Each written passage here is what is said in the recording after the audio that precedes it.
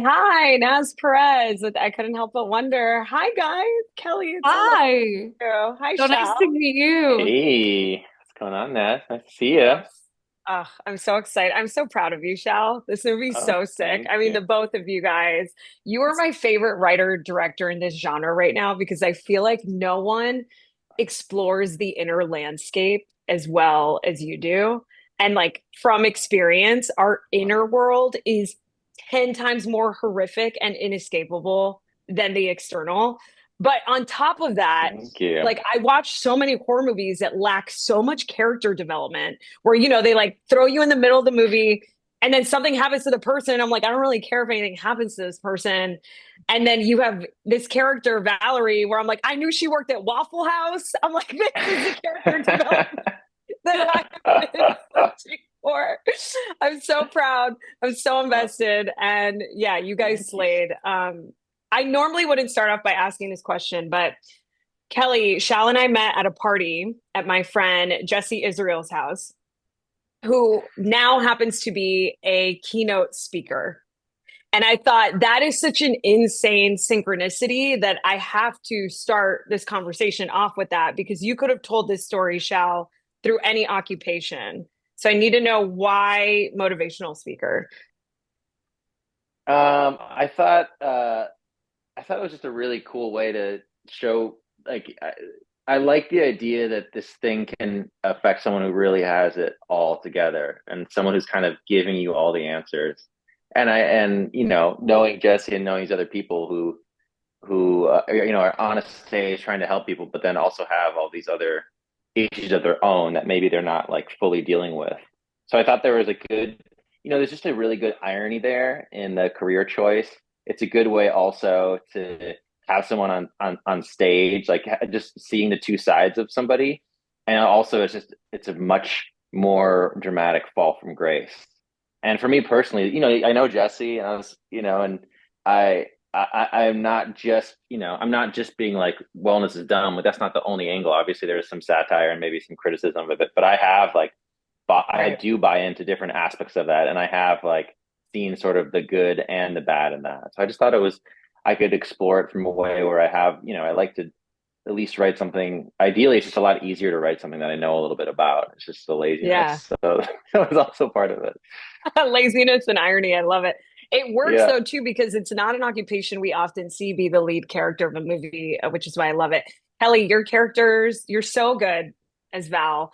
Um, every character you played, whether it's like Rose in Star Wars or Raya, it's like you play these characters that are so brave and go up against just so brave in the face of like formidable obstacles. And I loved seeing you bring that into the horror genre. Is this your first horror film? Um, yes, it's my first horror film. I had done a like one episode of a horror anthology series called Monsterland that was also on Hulu that was in the horror genre, but it was like a TV Right, thing.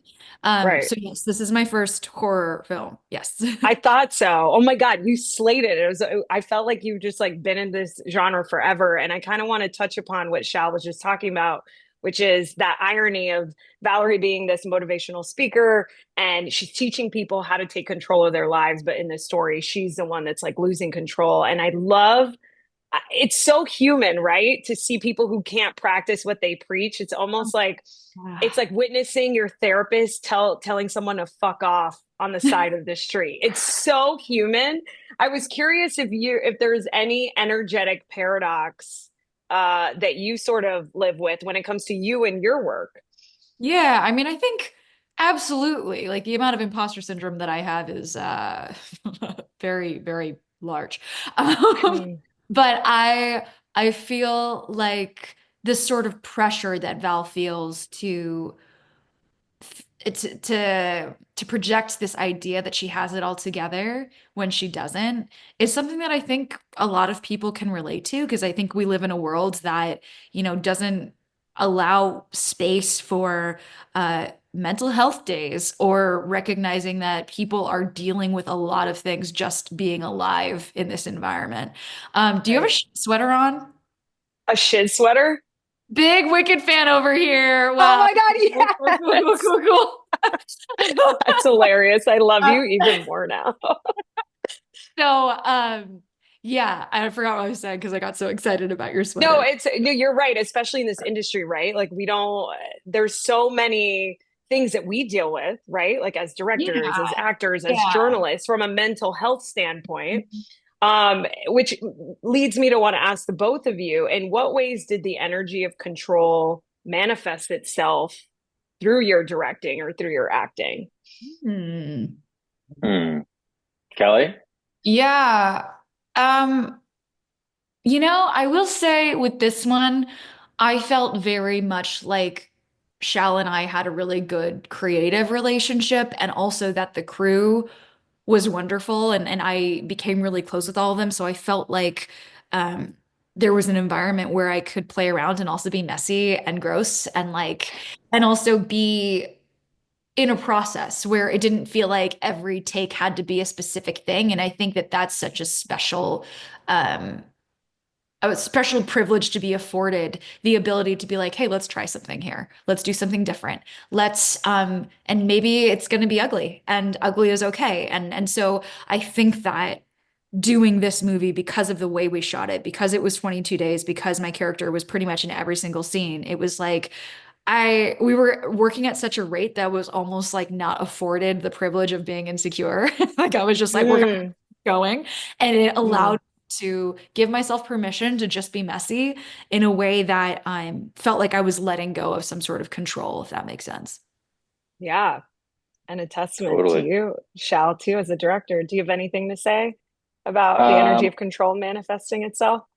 oh, that was great. I'm trying to think about that. Yeah, I mean, I am a complete control freak when it comes to like putting everything together, but when it comes to the moment, like you really have to just trust the talented people you're working at to like do something incredible. And I just had so much, you see it right away. I've already, you know, Kelly's audition was incredible. Her work is incredible. So I knew she was going to bring that Mm, energy. But yeah, there were multiple times where, we'd be, the thing is you're working so fast, but there are some key scenes you have to, need to plan this all out beforehand. There are some key scenes where I try to just give as much time as possible, but it got to a point sometimes where it would just be like, we would be talking and Kelly would kind of look off and get quiet and she'd be like, let me try something. And then she would try something and it would be like wild and like you said, messy, but mm, that's usually what made the final take. Like in the mirror scene when she freaks out, that kind of just happened. In one of her monologues when Robbie isn't there, like a lot of the best takes actually happened where you've laid down the groundwork and you have an idea for it, but sometimes it's just about the actor um, I don't know, whatever process you did, Kelly, because you just kind of just did it, and it was magic and really powerful. So I think that just those are mm. like the most fun parts. The most fun parts on set are actually, for me at least, where I'm no longer in control at all, and I'm kind of just like watching something happen. Same when you're watching a movie that you made, and you just kind of like you get caught up in it. Like that's the best Yeah. feeling when you don't have any control over anything, and things are just kind of happening on their own. And that's like the magic of making movies for sure. Yeah. When you're in full surrender to like the Yeah, flow and the exactly. art. That's like for all of us, right? And I loved Yeah, hearing that 100%. you guys were able to achieve that behind the scenes, because the reason I asked that question is so often I find myself, if I was directing a movie about control, having this energy of control and being like, I'm making a movie about a control freak. And Yeah, so, yeah. yeah, a real life experience that I'm currently dealing with that I really related to in this film. And it's not even so much a question as much as a conversation for all of us. But I thought Vicious Cycles was like really fascinating, like the scratch itch cycle, because I currently have IBS and it's menacing. Like I'm always bloated. And what I'm trying to break is it's called the gut, I wrote it down. It's called the gut brain loop. And so before I Mm-mm-mm-mm. eat something, if I like think I'm going to be bloated, then I'll get bloated, but then that actual symptom makes it worse. And so then it's this loop that you can't break, which when I saw the scratch itch cycle, I was like, whoa, it's kind of wild to think about like the reaction to something making that thing worse and how horrific Totally. that can be. Yeah. And it helps. Some people are stuck in those patterns like their entire lives. You can probably even think of someone in your life where you sort of expand that cycle of like destructive or pernicious behavior and how it like everything kind of feeds on itself. it's like holistic terribleness and some level where you do one thing and it happens over and over again. And that was definitely just a big part of a lot. I think you translate that into like a lot of the themes in the movie in terms of like some nagging thing that just keeps coming back and gets worse and worse, or just kind of like maintains like a sort of just like a splinter in your soul kind of deal, where it's just like always kind of there, and all the behavior that you're doing around it is just inflaming it and inflaming it. But yeah, totally vicious Yeah. cycle. I love it. Yeah, the itching sound was so like bone chilling. I need to know how you made that sound. The itching sound. Yeah. I mean, it was Foley. I didn't make it. Our sound team is really strong in sound department in LA, and they did a lot of different Foley stuff for that. And in terms of like in the mix, it was sort of like the two. I remember the two notes I usually had would be like turn the itching up and turn like the impact up. So if like people fall down or like something falls, like just turn all that shit up. Mhm. Sometimes there's certain my philosophy with certain aspects of that, including sound design, is just like just go too far first, and then you can pull And then back if bring you it need to. down. But Yeah. I thought this is a movie where you like go too far all Yeah. the Do time you, and then bring it back a little bit. do you know what they used to create the itching sound? Um, I think they just itched on different surfaces. I think that was it. I Okay, think it so was actually on the it was head. actual itching. Yeah. Okay, And wow. some of it is the production Sick. sound. Some of it is just like accentuated because it does like when you get in the scalp, you can like really hear it. And I think when you're itch yourself, you can hear it more because it's closer to your ear. So you just get the mic like really close. And then you layer it Yeah. with a couple things and you make it a little bit wet. I think maybe you put like some water on it. You get a little bit like squishy. But yeah, yeah. Yummy. Yummy, Yum, we yummy. love it. Okay.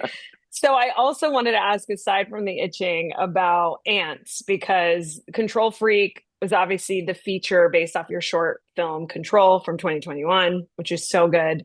And I remember when you were making Control, you had to do a pickup like with ants on your arm, and you used your own arm to get it. And I was curious, Shao, what you learned about ants and working with ants in Control that was helpful to know in the feature, whether practical or CGI. I mean, Kelly, you remember our day with the ants?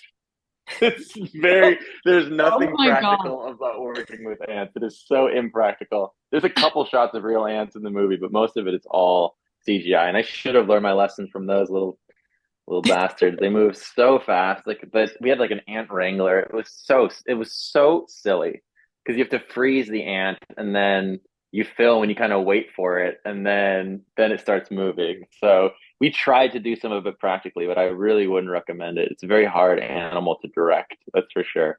So Wait, yeah. I need to hear Kelly's perspective on that day you were laughing about with the ants. Well, I just remember there was a day where we were putting ants on my actual body and the ant wrangler was there. First of all, the fact that there was an ant wrangler, I was like, whoa, I'm amazed by this. Um, and then Shal was like, let me just do it because I don't want you to have to do this. And then so he, there was, remember we filmed that shot where the ant was also on your chest? Yeah. I put on Kelly's ward, like put on I had the night gun over me because I was like, you don't want to get an ant on your like crawling up your face and stuff. I Oh just my subbed in God. for one of the shots, but it Yeah, didn't but even make that's the cut. I don't think. such an interesting process because like the ant wrangler would like keep them like cool and kind of asleep and like in a sleep state. And then when they were ready, it was like they would put them on your body and for a moment they'd be kind of like napping and then they would yeah, it was wild. Taking a little ant nap. Yeah. That's so wild. I've never heard of an ant wrangler. I love when I learn about things like this through interview. That's amazing. Uh, Kelly, I wanted to ask you actually, um, before I ask you, I want to ask the both of you just the idea of parasites because there's like this uptick in trend on people wanting to rid of actual parasites in their bodies, right? Like everyone's looking up detoxes, liver flushes, cleanses. And a lot of people believe, including myself, that these parasites have consciousness. And I was curious if you, like Kelly, did you research or look into any of that in pre-pro? Shao, was that in any way a little bit of inspiration to this? And what do you guys think of that concept in general, that like actual parasites have consciousness? Hmm. I don't know that I've heard it said that way before, that a parasite has consciousness. But I mean, that's definitely what's happening in the film, is that the parasite that she has definitely has a consciousness and has like a goal and a desire. Um, and I will say what you were talking about before, sort of this idea that people are interested in parasites as like a wellness thing. It's really, really interesting. I am going to be the first to say that I don't think I know enough about that Mm. industry, about like science, to say Yeah. what is and is not legit. But it's an interesting time, and it feels very relevant to the themes that we were exploring in this. Yeah, totally. I've never thought about it like that at all either. Oh, Like an wow. actual parasite, like having a consciousness and like having that be on the wellness side. That seems like another version of this movie Control that's Freak kind of 2. fascinating. Yeah, Yeah, Control Freak it's too. very meta because when you have parasites in your body, you can be distorted and brain fog and like there's actual symptoms that come from it. So I thought that was interesting. I wanted to ask the both of you before I wrap up, if this because there's this Nosferatu thing kind of going on between Valerie and this parasite that I was like really into. I don't know if you guys saw Mm. Nosferatu, I but I haven't seen wanted it. to. I'm Oh my definitely God, you have to watch dying, it, Kelly, dying to especially see after it. starring in this. You need to watch it tonight. Okay, I got Um, if this story were told from the parasite's point of view, what would it think about its relationship with Valerie? Yeah. Kelly, you want to take a shot? I'll answer afterwards. yeah. Cheers. First of all, I don't think that a parasite or like a villain in any way ever thinks they're the villain. So I don't think that they would Right. think that they were doing anything wrong. I think that they would think that they were helping her, which is essentially, at the end of the movie, that's what Sanchi is saying. Sanchi's saying, like, basically, I don't want to spoil it. I'm trying to like speak vaguely, but Yeah. you're it's basically telling Val that she can't work through this. She has to just end everything essentially, or hurt herself to a point where like that's the only way to destroy this thing that's part of her. Um, and yeah, I think maybe Sanchi's perspective would be that they're helping people in a weird, fucked up way. Um, Hmm. I don't know, Shab. Totally. I like that. I like all of that. And I like that you brought that question because there was a lot of like I wanted the Sanchi to be kind of weirdly maternal.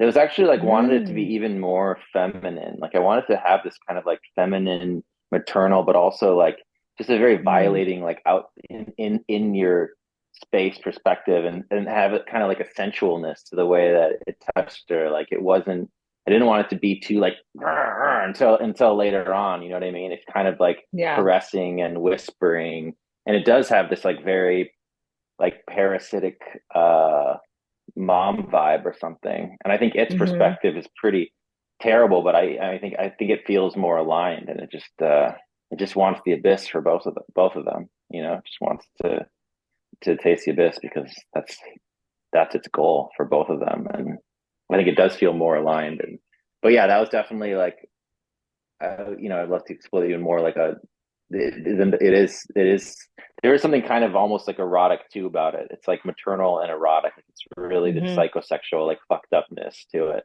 that I thought Yeah. was important. That it's like and even just like I guess it's a super spoiler, but even like a finger in a hole, you know what I mean? Like there's just something kind of like sexual about all this in a really Yeah. twisted sort of way. Like there's a lot of layers to it that I thought would make it way grosser and scarier if it was not just sort of like this very it's not super aggressive, I guess, in that sense. Yeah, no, It's sort I of like like, that it felt more less masculine and more seducing, right? Like which yeah, is what the exactly. feminine would do. I love that. I have a million more questions for you guys, but I have to wrap up. But I just want to thank you. Sangchi was so interesting to me, Shao. What a like brilliant character. And I went down a massive wormhole on the internet of Mm, the Hungry Ghost Festival in Vietnam and mm, all those things. So maybe we'll get to talk about that another day. But I'd congratulations on love the that. movie. I'm so proud of the both of you, and it's so good. I can't wait for audiences to see it. Thank you Awesome. so Thanks so much. It was nice much. to meet you. So good. Yeah, So so good lovely chatting, meeting man. you, Kelly. Bye, Shal. Love you. Bye. Bye. Bye, Love you. everyone. Thank you for having me.